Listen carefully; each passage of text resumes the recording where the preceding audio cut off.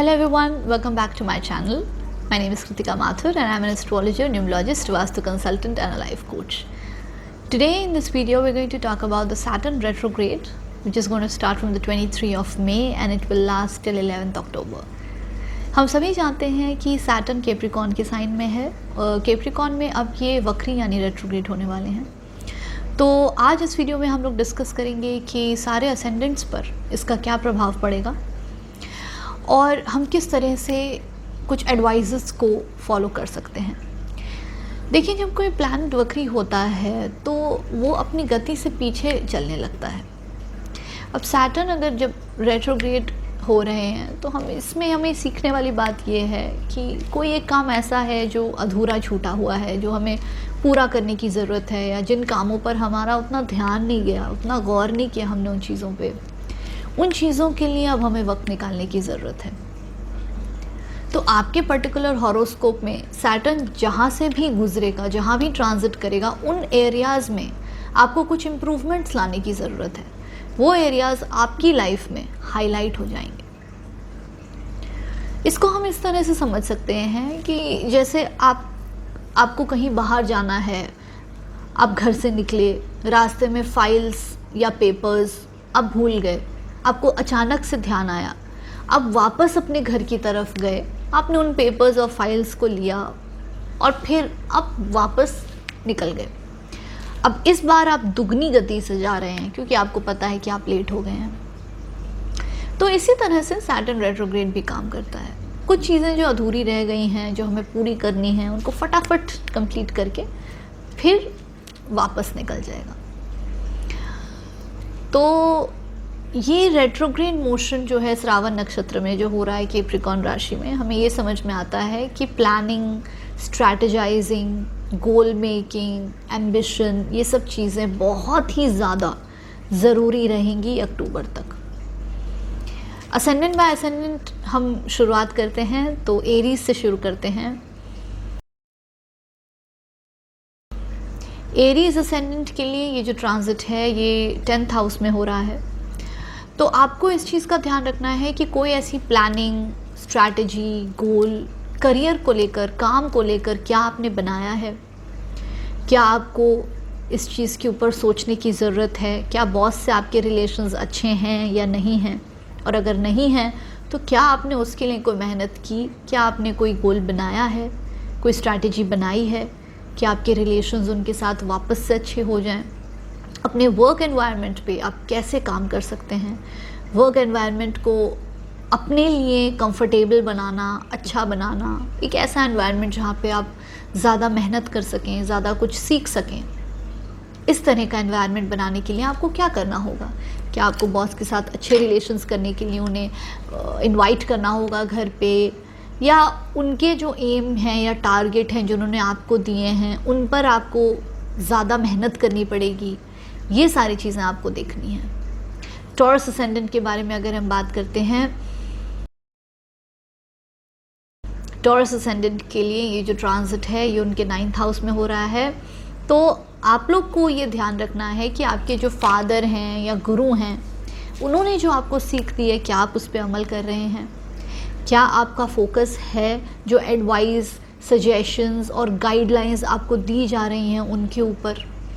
क्या कोई ऐसी चीज़ है जो आपको किसी से कोई सलाह लेनी चाहिए, किससे आपको कोई मदद की ज़रूरत है? क्या आप मदद ले पा रहे हैं, या आप अड़ियल हो गए हैं अपनी सोच, अपने बिलीफ, ओपिनियंस में इतना अड़ियल हो गए हैं कि दूसरों की परसेप्शन को आप समझ नहीं पा रहे, दूसरों के ओपिनियंस को आप ग्रास्प नहीं कर पा रहे, आप अपने में ही अड़ियल बने हुए हैं। आपका फ़िलॉसफी चेंज करने की ज़रूरत है या नहीं? क्या आपका जो मकसद है, गोल है पढ़ाई को लेकर, क्या वहाँ आपको कुछ करने की ज़रूरत है? Do you think that you need higher studies? Workplace में ग्रो करने के लिए क्या आपको और पढ़ाई करने की ज़रूरत है? तो ये सारी चीज़ों का आपको ध्यान रखना है। फिर हम आते हैं जेमिनी पे। जेमिनी असेंडेंट के लोगों के लिए जो ट्रांजिट है ये उनके 8th हाउस यानी अष्टम भाव में हो रहा है। तो आपको ये रीइवैल्यूएट, रीअसेस पॉन्डरिंग, थोड़ा सा इसके बारे में सोचने की ज़रूरत है कि क्या आपके रिलेशंस आपके इन लॉज के साथ अच्छे हैं, क्या आपने कुछ मेहनत की है रिलेशंस अच्छे करने में, क्या आपने कोई एडजस्टमेंट्स किए हैं या बातचीत की है, कम्युनिकेशन किया है उन लोगों के साथ कि रिलेशन अच्छा हो जाए। क्यों नहीं अच्छा रिलेशन उनके साथ? क्या आपने जहाँ पे म्यूचुअल फंड्स, इन्वेस्टमेंट्स में पैसा लगाया है वहाँ से आपको लाभ हो रहा है? क्या आपको उसके बारे में दोबारा सोचने की ज़रूरत है? जहाँ पे आपने पैसा लगाया है क्या वो एक प्रैक्टिकल नज़रिए से लगाया है, या आपने ऐसा सोच लिया है कि मुझे तो बस ये चाहिए कि 1 साल में मेरा पैसा डबल हो जाए? क्या आप उस अपने गोल्स के लिए रियलिस्टिक हैं, प्रैक्टिकल हैं? और अगर हैं तो क्या आपने मेहनत की है पैसों के लिए, पैसा जमा करने के लिए? क्या आपने अंदर के कुछ छुपे हुए डर के ऊपर आपको काम करने की ज़रूरत है? फॉर एग्ज़ाम्पल, अगर आपको गाड़ी सीखने की इच्छा है, आपको ऐसा लगता है कि आपको ड्राइविंग सीखनी चाहिए, तो आपके अंदर एक फ़ियर है कि ड्राइव कर पाऊँगा कि नहीं, क्या मुझसे हो पाएगा कि नहीं। तो क्या उन चीज़ों पर आपने काम किया है? अपने अंदर के साइकोलॉजिकल बैगेज, फ़ियर्स को लेकर आपने उनके ऊपर काम किया है? क्या उन डर को भगाने की कोशिश की है? अगर नहीं की है तो उनके लिए स्ट्रैटेजी बनानी है, प्लानिंग करनी है, गोल बनाना है, ये सब चीज़ें करनी है। फिर हम आते हैं कैंसर असेंडेंस पे। कैंसर असेंडेंस के लिए जो ट्रांजिट है उनके 7th हाउस में हो रहा है, तो आपको इस चीज़ के ऊपर रीवैल्यूएट, रीथिंक करना है, पॉन्डरिंग करनी है कि आपने स्पाउस के साथ, हस्बैंड या वाइफ के साथ कैसा रिलेशन है, क्या मेरा अच्छा रिलेशन है, नहीं है तो क्यों नहीं है, क्या ऐसा कर सकता हूँ या क्या ऐसा कर सकती हूँ कि रिलेशन मेरा और स्ट्रॉन्ग हो जाए हमारा, क्या मुझे उनसे कुछ कम्युनिकेट करने की ज़रूरत है, क्या मुझे उनके साथ बैठकर शांति से बात करने की, डिस्कस करने की ज़रूरत है, मेरा जो बिज़नेस पार्टनर है उनके साथ कैसे रिलेशंस हैं, क्या हमारा रिलेशन आगे बढ़ सकता है, किस तरह से हमें उस पर वर्क करना है। तो आपके जो मेन आइडियाज़ होंगे, जो मेन फोकस होगा, focus of thought is going to be on the partnership, on the relationship, on the business partnership. So you have to give it a thought कि आपने उनके ऊपर काम किया है, उनसे रिलेशंस ठीक करने के लिए आपने क्या किया है, आपने किस डायरेक्शन में किस तरह से मेहनत की है। उसके बाद लियो असेंडेंस के बारे में बात करते हैं। लियो असेंडेंस के लिए जो ट्रांजिट है ये उनके 6th हाउस में हो रहा है, तो आपके लिए ये बहुत ज़रूरी है सोचना कि डेली रूटीन, जो हमारा डेली काम है, घर से निकलना, दफ्तर जाना, ऑफिस जाना, कहीं पे स्टूडेंट हैं तो कॉलेज जाना, स्कूल जाना, वहाँ पे क्या मुझे कुछ लाइफ चेंजेस करने की ज़रूरत है? क्या मुझे अपने हेल्थ को लेकर कंसर्न होने की ज़रूरत है? क्या मैंने ऐसा कोई प्लान बनाया है कि मुझे वेट कम करना है या हेल्थ ठीक करनी है, या हेल्थ के ऊपर फोकस है मेरा? नहीं है तो अब होना चाहिए। हेल्थ को लेकर सीरियस होने का टाइम आ गया है आपके लिए। डेली रूटीन वर्क बैकलॉग है, काम अटका हुआ है, बहुत टाइम से मेरा बैकलॉग जमा होता जा रहा है, ऑफिस में बस काम ख़त्म ही नहीं हो रहा, जमा हो के बैकलॉग चलता चला जा रहा है, तो उसको सॉल्व करने की ज़रूरत है। क्या उसकी वजह से तो रिलेशंस नहीं ख़राब हो रहे ऑफिस में? मेरे कलीग्स के साथ रिलेशन ठीक करने के लिए हमें क्या करना चाहिए? क्या हम ऐसा कर सकते हैं कि हमारे रिलेशंस कलीग के साथ अच्छे हों, वर्क एनवायरनमेंट हमें फ्रूटफुल मिले, अच्छा मिले, इन चीज़ों के ऊपर ध्यान देना है। फिर हम वर्गो असेंडेंस के बारे में बात करते हैं। वर्गो असेंडेंस के लिए जो ट्रांजिट है ये उनके 5th हाउस में हो रहा है, तो बच्चों के साथ रिलेशंस कैसे हैं? क्या बच्चों पे थोड़ा गौर करने की ज़रूरत है, ध्यान देने की ज़रूरत है? Am I neglecting them, should I give more time to them? थोड़ा और कॉन्सेंट्रेट करना चाहिए बच्चों के साथ, उनको थोड़ा सा वक्त देना चाहिए। क्या मैं दे रही हूँ, दे रहा हूँ? वो चीज़ आपको रीथिंक, रीइवैल्यूएट करनी है जब सैटर्न रेट्रोग्रेड है। फिर कुछ क्रिएटिव स्किल्स, क्या मुझे सीखने की ज़रूरत है? क्या मैंने कोई नई चीज़ सीखी है जिससे मेरा ग्रोथ हो? अगर मुझे प्रमोशन नहीं मिल रहा तो क्यों नहीं मिल रहा? क्यों मैं कुछ पढ़ाई कर लूँ या मुझे कुछ एक्स्ट्रा एजुकेशन ले लूँ? मुझे कुछ अगर पहले से कोई काम, मैं डिग्री चाहता था, सर्टिफिकेशन चाहता था, नहीं टाइम था, तो अब मैं कर लेता हूँ। तो एजुकेशन पे टाइम मुझे डालना चाहिए। क्रिएटिव थिंकिंग, क्रिएटिवली क्या हम सोच सकते हैं, किस तरह से मैं अपने मेंटल ब्लॉकेजेस हटा सकता हूँ, अपने जो मुझे एक चिड़चिड़ापन रहता है, एक मेंटली एक शांति नहीं रहती, उसके लिए मुझे क्या करना चाहिए? क्या ऐसे उपाय हैं, क्या मैं कर सकता हूँ? क्या मुझे अपने आप को टाइम देना चाहिए? क्या मुझे इंट्रोस्पेक्शन करना चाहिए? क्या प्रॉब्लम को 1 बाय 1 देखना चाहिए और फिर उसका सल्यूशन एक प्रैक्टिकल वे में निकालना चाहिए। ये सारी चीज़ें सोचने की ज़रूरत है आपको। उसके बाद हम बात करते हैं लिब्रा एसेंडेंस के लिए। लिब्रा एसेंडेंस के लिए जो ट्रांजिट है ये उनके 4th हाउस में हो रहा है। तो लिब्रा एसेंडेंस के लिए ये थॉट वापस से उनको सोचना चाहिए कि क्या मैं अपनी मदर के लिए कुछ कर पा रही हूँ, क्या मेरे को मदर को मेरी ज़रूरत है, क्या मैं मदर के लिए कुछ मुझे करना चाहिए, क्या मैं उनके सजेशंस को फॉलो कर रही हूँ, उन्होंने मुझे जो एडवाइसेस दिए हैं, सजेशंस दिए हैं, क्या मैं फॉलो कर रही हूँ मदर या मदरली फिगर के लिए। प्रॉपर्टी को लेकर जो मेरे ड्रीम्स हैं क्या वो रियलिस्टिक हैं, क्या मैंने ऐसा तो नहीं सोच लिया कि मेरे पास अगर इतना बजट है तो मुझे डाउनटाउन में घर चाहिए, कहीं ऐसा तो अनरियलिस्टिक एक्सपेक्टेशंस तो नहीं है, अनरियलिस्टिक थिंकिंग तो नहीं है। क्या मेरी अप्रोच प्रैक्टिकल है प्रॉपर्टी मैटर्स में। अगर मुझे प्रॉपर्टी सेल करनी है तो मैं बस इतने दाम में होगा तभी सेल करेंगे, फिर हम नहीं, उसके अलावा नहीं करेंगे। इस तरह की कोई अड़ियल सोच तो नहीं है, कोई ऐसी बिलीफ सिस्टम तो नहीं है जो हमें खुद ही रोक रही है, हमें खुद ही रिस्ट्रिक्ट कर रही है। ये आपको देखने की ज़रूरत है। अंदर के पीस को, इनर पीस को कैसे हमें सही रखना चाहिए, क्या हमें ऐसा करना चाहिए कि मन को शांति मिले। इनर पीस के लिए हम अपने लिए क्या कर रहे हैं, क्या हम अपने वक्त निकालने की ज़रूरत है, क्या मुझे अपने साथ थोड़ा सा पॉजिटिव लोगों के साथ रहने की ज़रूरत है, क्या हम ऐसा कर सकते हैं, क्या चीज़ हमें खुशी देती है, क्या हमें पेंटिंग, आर्ट, कोई ऐसी चीज़ हमें खुशी देती है, अगर देती है तो क्या हम उसके लिए वक्त निकाल रहे हैं, क्या हमने ऐसा कोई गोल बनाया है, कोई स्ट्रैटेजी बनाई है कि हमें इसके लिए वक्त देना चाहिए, कि अपने डेली रूटीन में से, अपने दिनचर्या में से हमने अपने लिए थोड़ा सा वक्त निकाला है या हम बस भाग दौड़ में लगे हुए हैं। वो चीज़ें देखनी चाहिए। फिर हम स्कॉर्पियो एसेंडेंस के बारे में बात करेंगे। स्कॉर्पियो एसेंडेंस के लिए ये ट्रांसिट उनके 3rd हाउस में हो रहा है। तो आपको ये सोचने की ज़रूरत है कि भाई बहनों के साथ कैसा रिश्ता है, उनसे हमें क्या, हम अपना रिश्ता कैसे सॉल्व कर सकते हैं, अच्छा कर सकते हैं। अगर अच्छा है तो हम और क्या कर सकते हैं कि रिलेशन और अच्छा हो, क्योंकि इन चीज़ों के ऊपर आपको वापस से सोचने की ज़रूरत है, वापस से इनके ऊपर आपको वर्कआउट करने की ज़रूरत है, सोचने, रीथिंक, रीएवैल्यूएट करने की ज़रूरत है कि क्या उनसे रिलेशंस अच्छे हैं। अगर अच्छे हैं तो और अच्छा कैसे कर सकते हैं, अगर नहीं हैं तो हमें ऐसा क्या करना चाहिए कि उनके साथ अच्छे रिलेशंस बन पाएँ। क्या मैं उन्हें कॉल नहीं करता रोज़, क्या मेरी उनसे बात नहीं होती, क्या हम टच में नहीं रहते, फ्रेंड्स के साथ कैसे रिलेशंस बना सकें, कैसे हम क्या मैं कम सुनता हूँ उनकी बातें, क्योंकि ये जो ट्रांजिट है ये श्रावण नक्षत्र में हो रहा है। श्रावण मतलब सुनना, you have to listen carefully. तो क्या हम अपने दोस्तों की सजेशंस लेते हैं, क्या हम उनसे बात करते हैं, उनकी बातों को सुनते हैं या अपना ही अपना बस शेयर करते रहते हैं। तो ये आपको इवैल्यूएट करना है, अपने आप में सेल्फ इवैल्यूएशन करना है। फिर क्या हमें करेज है, क्या अगर कोई रिस्क है, कोई हमें अगर कोई चीज़ नहीं शुरू करनी है तो क्या हमें उतना करेज है कि हम वो चीज़ शुरू कर पाएँ, कहीं हम डर तो नहीं जा रहे। तो ये सारी चीज़ों को आपको सोचना है रेट्रोग्रेशन के टाइम पे।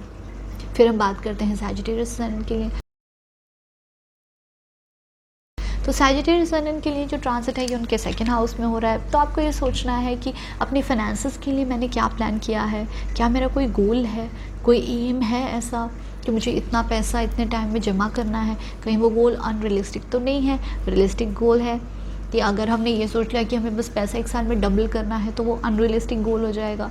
तो जिस तरह से हमारी आमदनी है, जिस तरह से हमारे पास पैसा आ रहा है, इनकम आ रही है, उस हिसाब से क्या मेरे प्लान्स हैं अपने फाइनेंसेस को लेकर। क्या कोई ऐसे लोन्स हैं जो मुझे उतारने की ज़रूरत है, लोन्स का आपको रीपेमेंट करना है, तो उसके लिए क्या स्ट्रैटेजी रहे, उसके लिए क्या प्लानिंग रहे, क्या थोड़ा सा अमाउंट मैं बाद में पे करूँ या थोड़ा सा अमाउंट पहले पे करूँ। इस तरह से आपको सोचना है कि आपको फाइनेंसेस को कैसे मैनेज करना है। फैमिली के साथ रिलेशंस कैसे हैं, फैमिली के रिलेशंस क्यों नहीं अच्छे हैं, क्या गलती हुई है मुझसे, क्या मैं कुछ कर सकती हूँ या कर सकता हूँ जिससे इम्प्रूवमेंट हो, क्या मैं किसी तरह से अपनी फैमिली में ज़्यादा टाइम स्पेंड करना चाहिए, क्या उनकी ज़्यादा बात सुननी चाहिए, क्योंकि ये जो ट्रांजिट है ये श्रवण नक्षत्र में, श्रवण मतलब लिसनिंग, हियरिंग। तो सुनने की ज़रूरत है कि मैं उनसे सजेशंस लूँ, एडवाइसेस लूँ, क्या मुझे किसी के एडवाइसेस की ज़रूरत है, क्या नहीं समझ में आ रहा, किसी और से पूछ सकते हैं। ये सारी चीज़ें सोचनी चाहिए। फिर कैप्रिकॉन असेंडेंस की अगर हम बात करते हैं, ट्रांजिट उनके 1st हाउस में हो रहा है। तो पूरी लाइफ को रीथिंक करिए, क्या क्या डिसीजंस कब कब लिए वो ठीक हैं कि नहीं, हेल्थ का किस तरह से हम ध्यान रख सकते हैं, अगर हम वेट लूज़ करना चाहते हैं, क्या हमने कोई स्ट्रैटेजी बनाई है, कोई प्लान किया है, कोई गोल बनाया है? क्या हम उसके लिए, अगर बनाया तो हम उसके लिए क्या कर रहे हैं, कितनी मेहनत कर रहे हैं, क्या हम उसके लिए एफर्ट्स डाल रहे हैं, क्या हम रेगुलर वर्कआउट कर रहे हैं, खाने पीने पे हम ध्यान दे रहे हैं या नहीं दे रहे? तो ये सारी चीज़ें सोचनी हैं। फिर उसके बाद अटके हुए कोई काम है, पुराने कोई काम है, उनको फिनिश करना है। कोई काम अधूरा तो नहीं छोड़ दिया, ऑफिस में बैकलॉग ज़्यादा तो नहीं हो गया। हेल्थ का ध्यान, जो भी चीज़ें हैं, जो भी आपके कार्य क्षेत्र है, जो डेली रूटीन है, उन सब चीज़ों का ध्यान। तो हर चीज़ पे, लाइफ के हर स्फीयर पे आपको रीथिंक करने की ज़रूरत है, गोल्स बनाने की ज़रूरत है, स्ट्रैटेजाइज करने की ज़रूरत है, और फिर उसके लिए आप मेहनत करनी शुरू करिए। उसके बाद हम एक्वेरियस असेंडेंट के ऊपर आते हैं। एक्वेरियस असेंडेंट के लिए जो ट्रांजिट है ये उनके 12th हाउस में हो रहा है। तो आपको ये रीथिंक, रीएवैल्यूएट करना है कि मेरे एक्सपेंसेस इतने क्यों हो रहे हैं, कैसे हम मॉनिटर कर सकते हैं एक्सपेंसेस को, कैसे हम एक्सपेंसेस के ऊपर ज़्यादा ध्यान दे सकते हैं। ऐसा तो नहीं है कि बेफालतू बेकार की चीज़ों में मैंने पैसे खर्च कर दिए जिनसे कोई रिटर्न नहीं आ रहा। क्या मेरे को फ़ॉरेन माइग्रेशन करना है, फ़ॉरेन माइग्रेशन करना है तो उसके लिए मैंने क्या मेहनत की है, क्या मैंने कोई प्लानिंग की है, स्ट्रैटेजाइजिंग की है? अगर की है तो उसकी तरफ मेरा क्या कंट्रीब्यूशन है, क्या मैंने कोई मेहनत की है उस तरफ, क्या मैंने एग्ज़ाम्स की तैयारी की है जिससे बाहर माइग्रेट हो सकूँ, क्या परमानेंट रेजिडेंसी अप्लाई किया है या नहीं किया है, जो ड्रीम है, जो एम्बिशन है, क्या उसकी तरफ मैंने कोई मेहनत की है? About foreign migration, about expenses, खुद के साथ मैं कितना टाइम स्पेंड करता हूँ, स्पिरिचुअलिटी को टाइम देने की ज़रूरत है, खुद के साथ कुछ टाइम स्पेंड किया है। क्योंकि बहुत बार हम ज़िंदगी में बस आगे बढ़ते जाते हैं, अगर हम रुकेंगे नहीं, ठहरेंगे नहीं, अपने आप अपने भीतर जाकर हम सोचेंगे नहीं, थोड़ा सा इंट्रोस्पेक्ट नहीं करेंगे, तो हम आगे फिर से बढ़ने की एनर्जी कैसे ला पाएंगे? तो इसीलिए थोड़ा सा सोचना है कि स्पिरिचुअलिटी है कि नहीं, क्या हमने कोई अपने साथ टाइम स्पेंड किया है कि नहीं, किस तरह से अपने अंदर पीस ला सकते हैं, अपने छुपे हुए डरों को हटा सकते हैं, इन सब चीज़ों के बारे में सोचना है। फिर हम पाइसेस असेंडेंट के बारे में बात करेंगे। पाइसेस असेंडेंट के लिए जो ट्रांजिट 11th हाउस में हो रहा है, तो आपको ये देखना है कि आपके एम्बिशंस पॉजिटिव हैं कि नहीं, एम्बिशंस प्रैक्टिकल हैं कि नहीं। कोई ऐसा गोल तो नहीं बना लिया जो अकम्प्लिश करना ही मुश्किल हो। कहीं हमने ऐसा सोच लिया कि बस शादी करनी है तो मिस वर्ल्ड से करनी है, उससे कम तो हम बात ही नहीं करेंगे। कहीं ऐसा कोई एम्बिशन तो नहीं बना लिया जो अनरियलिस्टिक है, प्रैक्टिकल नहीं है।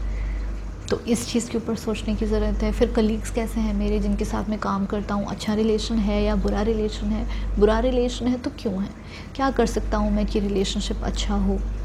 ऐसे कौन से स्टेप्स ले सकता हूँ कि रिलेशनशिप में कुछ इम्प्रूवमेंट आए?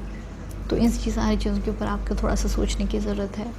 अपने जो गोल्स एम्बिशंस हैं उनको प्रैक्टिकल रखने की ज़रूरत है कि जो मैं सोच रहा हूँ, जो एम कर रहा हूँ, वो एम ही अगर अनरियलिस्टिक, हमने अपने हमें अगर वेट लूज़ करना है, हमने कुछ ज़्यादा ही एक्सपेक्टेशन लगा दी कि हमें बस 1 महीने में हमें 10 किलो लूज़ करना है, ऐसी तरह की एक्सपेक्टेशन लगा ली, तो फिर कैसे होगा? तो हमें थोड़ा सा रियलिस्टिक रहना पड़ेगा, प्रैक्टिकल रहना पड़ेगा, डिसिप्लिन रहना पड़ेगा, फोकस्ड रहना पड़ेगा, और जो हम सोच रहे हैं, जो प्लान कर रहे हैं, उसकी तरफ हमारी एक रिस्पॉन्सिबिलिटी बनती है, तो उस रिस्पॉन्सिबिलिटी को फॉलो करना होगा। तो हमने देखा कि सारे असेंडेंट्स को किन किन चीज़ों पे गौर करने की ज़रूरत है, सैटर्न रेट्रोग्रेड में कौन से एरियाज़ आपकी लाइफ में हाईलाइट होने वाले हैं।